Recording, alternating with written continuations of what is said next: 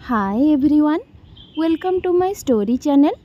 आसंतु आरंभ करिबा आजिर कहानीटी high package वाला स्वामी दरकार। पल्लवी को 25 वर्ष होला पर्यंत से निज बाहाघर विषय रे एते गुरुत्व देउ नथिले। 27 वर्ष होला बेलकु बापा माँ आउ किछि मतामत न पचारि प्रस्ताव आनिबाकु लागिले। जहाँ भी प्रस्ताव आणुथिले पात्रर दरमा पल्लवींक दरमा ठारू कम रहुथिला। पल्लवी रोकठोक कहीदेले गोटिए कथा, मोठू छोट चाकरी करी मोर स्वामी केमिति हेबो। घरे ए कथा सुनी समस्ते कहती सेमिति प्रस्ताव मिलिले तो हेबो। थरे माँ पल्लवी को पचारिले, तो आखिरे जदि किए अछि कह। पल्लवी मना करिदेला। दामोदर और आरती झीर शर्तमूलक प्रस्ताव एवं एमिति खियाली जिदी पाई किछि कहि पारु नथिले। बड़ चाकिरी करुछि, कौन कही बुझेइबे। जहा बुझेइले भी से ता जुक्ति रे काटी देउथिला। आजि कालिका पिला तो निजे निजे बाहाघर ठीक करुछंती। पल्लवी सेमिति ठीक करिथिले भी तांकर आपत्ति नथांता। पल्लवीर से गुण भी नहीं। आरती मने मने बहुत व्यस्त हेउथिले। से बेले बेले दामोदर का ऊपर चिड़ी जाई कहती, गोटिए बोली झियो जे बापा होई बाहाघरटे केमिति ठीक करि पारुन। झियो को बुढ़ी करी घरे रखिब ना कौन? जानिच तो लोके कौन कहिबे। दामोदर किंतु हसी देई कहती, हाँ जानिछि कौन कहिबे। झियो भल रोजगार करुछि, तेणु बापा माँ जानी सुनी बाहा न करी पकेई रखिछंती। जानिच जदि खोजुन कहीं, तमको कौन एगुड़ा शुणिबाकू भल लागिबो? झियो निजे जदि शर्तमूलक पात्र खोजिब, मु कोउठु ता पई खोजी काढ़िबी। बयस थिला बेले राजी हेइथिले कथा अलगा। से निजे जदि बाहा हेबाकू पसंद न करिबो, मु कौन करि परिबी। जुग परा बदली गलानी। नारी शक्तिर उत्थान हेलानी। पुरुष भूमिका एबे गौण। तार व्यक्तिगत कथा उपरे आमर आउ अधिकार नहीं। आरती हताशरे दामोदर को चाहिले। दामोदर हसी देई कहिले, आम समयर कथा कौन आउ अछि? किछि दिन लोक कहिबे, कुहंतु। लोक तो खालीटारे भी बहुत कथा कुहंती। तुमे ता इच्छा अनुसारे खोज। खोजिकी आनिब कौन? भाषण मारुछ। विरक्ति रे आरती कहिले, बापा होइछ, एतिकी कौन करि परिबनी? काई तमे माँ हेइछ, टिके झियो को बुझेइले कौन हबनी? पुअर रोजगार कम हेले कौन हेला? योग्यता अछि, भल परिवार अछि, संसार करिबा पाई आउ अधिका कौन दरकार?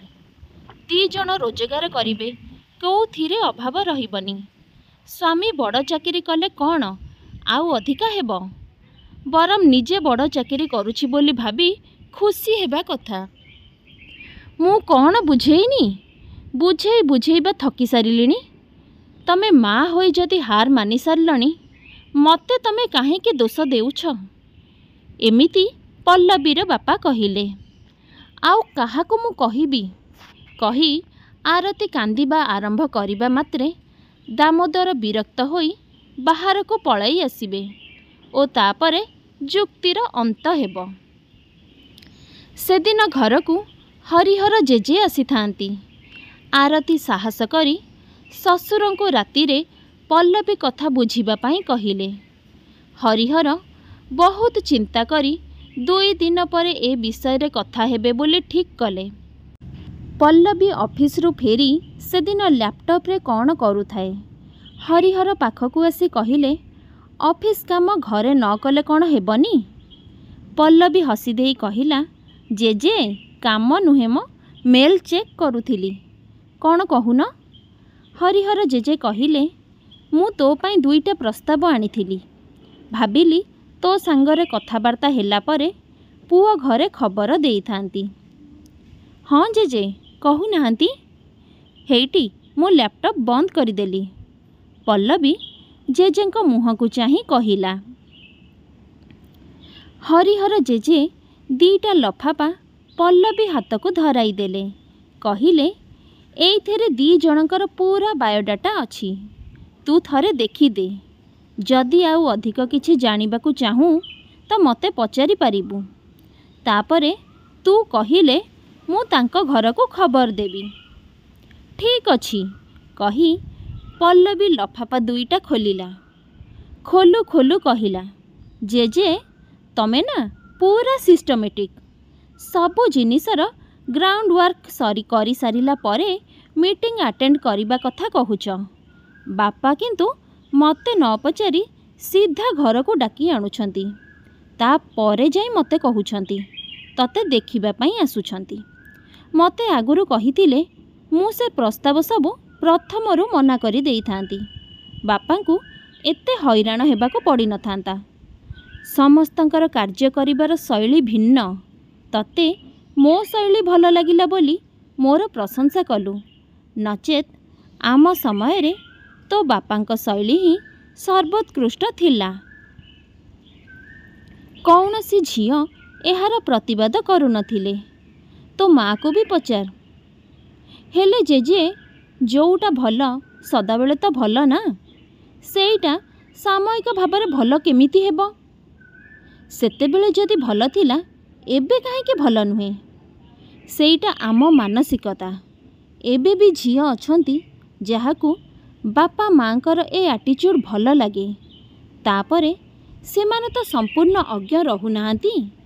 ସେତେବେଳେ ବି ଝିଅମାନଙ୍କୁ ପୁଅ କ'ଣ କରୁଛି ବୋଲି କୁହା ହେଉଥିଲା। ହଁ ଆଜିକାଲିକା ଭଳି କେତେ ପ୍ୟାକେଜ୍ ପର୍ସ କ'ଣ ଅଛି, ଛୁଟି କେତେ, କେଉଁ ବର୍ଷ ପାସ୍ ଆଉଟ୍ ଇତ୍ୟାଦି ପଚାରୁ ନଥିଲେ। ଜେଜେ ଏତିକି କହିଦେଇ ପଲ୍ଲବୀକୁ ଦେଖିଲେ।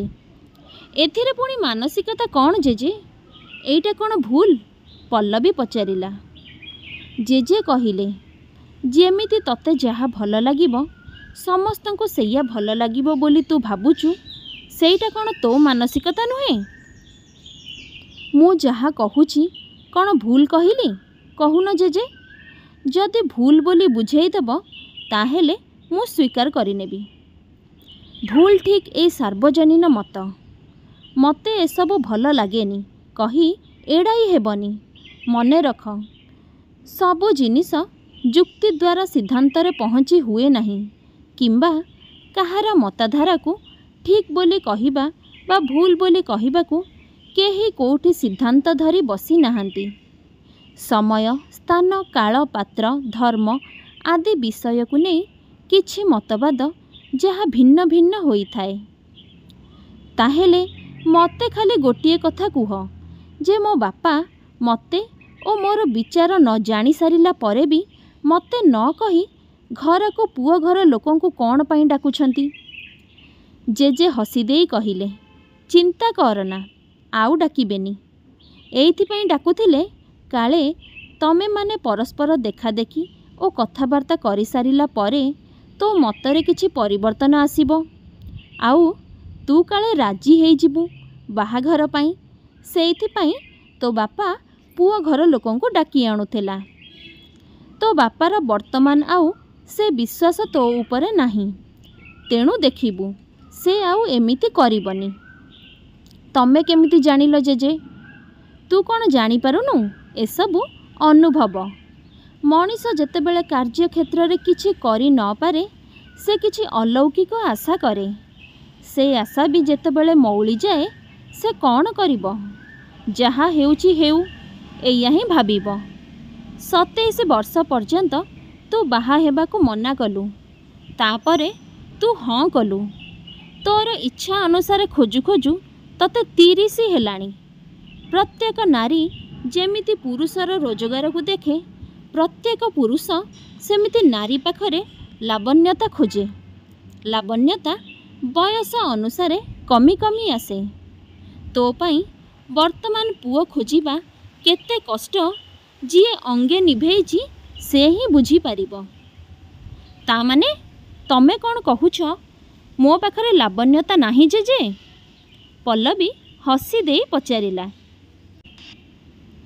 ହଁ, 25 ବର୍ଷରେ ଯେଉଁ ଲାବଣ୍ୟ ତୋ ପାଖରେ ଥିଲା ବର୍ତ୍ତମାନ ନିଶ୍ଚିନ୍ତ ଭାବରେ ନାହିଁ। ତାହେଲେ मते कौन आउ केही भी विवाह हेबेनी एया कहउछंती? काहेकि बाहा हेबा पई बहुत बाहरिबे। तो भली पुरुष माने भी बहुत दिन अपेक्षा करिथांती, किंतु निज इच्छा अनुसारे मिलिबा कष्ट हो जाउची। पल्लवी दुईटी जाक लफाफा देखि सारिथिला। गोटिए जेजेंक हाथ को बढ़ाई देई कहिला, एईटा मोर पसंद। जेजे देखिले लेखा हेची रमेश चंद्र दास, आनुआल पैकेज 12 लाख। जेजे बुझी पारिले आर लफाफारे हरीश चंद्र दासकर 8 लाख लेखा होइतिला पैकेज बोली पल्लवी रिजेक्ट कला। पल्लवीर पैकेज भी एबे 10 लाख रु 12 लाख होइछि। जेजे घरे समस्तंको जणाई देले। फोन करी पुओ घरे भी खबर दियागला। काली से माने आसीबे बोली हाँ कहिले। 3 दिन गला, किंतु केही भी आसिले नहीं। पुओ घर लोकंकर बिल्कुल भी देखा नहीं। चतुर्थ दिन पल्लवी रागरे कहिला, केयरलेस लोकगुड़ा व्यवहार शिखी नांती। आसीबार नाही जदि मना भी करि पारिथांते। तांको पई आमे कोन कुआडे जीवुनी ना कोन? मु मोर दिल्ली टूर प्रोग्राम बेकारटारे कैंसल करदेली। हरिहर जेजे हसी देई कहिले, टिके केयरलेस हेले कौन हैला, पैकेज तो ठीक अच्छी ना। आमर तो बाहागर पाई मेन क्राइटेरिया हेउची ए पैकेज। जेजे मु कौन पैकेज कहिली बोली चरित्रहीन को स्वीकार कली? बिल्कुल नुहे। किंतु विलंब जे रमेश करिछि कि आउ किए करिछि न जानी केयरलेस चरित्रहीन कहिबा कौन आम निजर उत्तम चरित्र को प्रश्न उठाउनी? मु किंतु निश्चिंत सेमाने पुओ घर बोली फुटाणी मारी रहुछंती। आमे पचारिले से उत्तर देबे। आमे बिल्कुल पचारिबा नहीं। आमे काहेकि पचारिबा? से आसिले आसंतु, न आसिले नहीं। संभावना अर्थरे काहाकू एते बड़ गाली दिया जाई पारे ना। तापरे तू भी तो कथा बदलाउछु। तोर क्राइटेरिया रे थिला good looking boy, good looking package. वर्तमान तू सेथिरे अन्य क्राइटेरिया काईकि मिसाउछु? हरिहर जेजे कहिले। पल्लवी आउ किछि भी कहि परिला नाही। तथापि टिके रही पचारिला, तांकु ताहेले फोन रे पचरा जाऊ से आसीबे कि आसीबेनी बोली। हरिहर पल्लवीर बापा दामोदरंकु फोन करिबा पाई कहिले। दामोदरंक मुहटा किछि समय परे सुखीगला। पल्लवीर बापा फोन रखी कहिले, तांकर अन्य जगार फाइनाल होई जाइछि, से आउ आसीबे नाही। पल्लवी खूब जोरे रागी जाई जेजेंकु कहिला, देखिलो तो जेजे मु कौन कहूथिली? असभ्य गुड़ाक केयरलेस कही मु किछि भी भूल करिनी। एक्चुअली से माने केयरलेस लोक आउ असभ्य लोक। तू रागुचु काहेकि? जेजे पचारिले।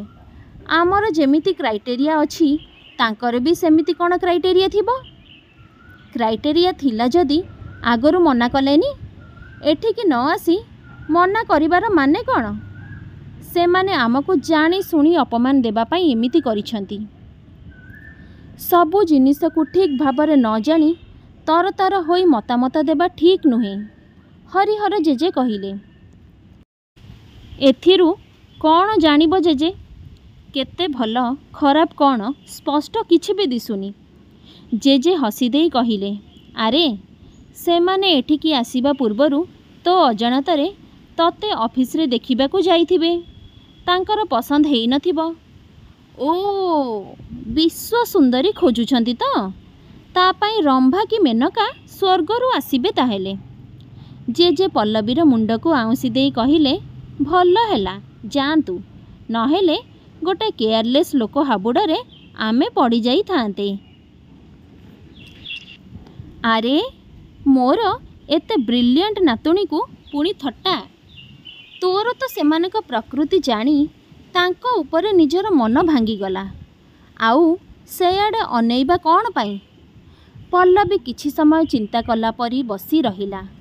तापरे जेजेंकु अनाई कहिला, ठीक अछि जेजे, तमे हरिश्चंद्र दास का घरे कुह, तार पैकेज कम हेले भी मु राजी। जेजे गंभीर जना पड़िले। पल्लवी पचारिला, कौन हैला जेजे?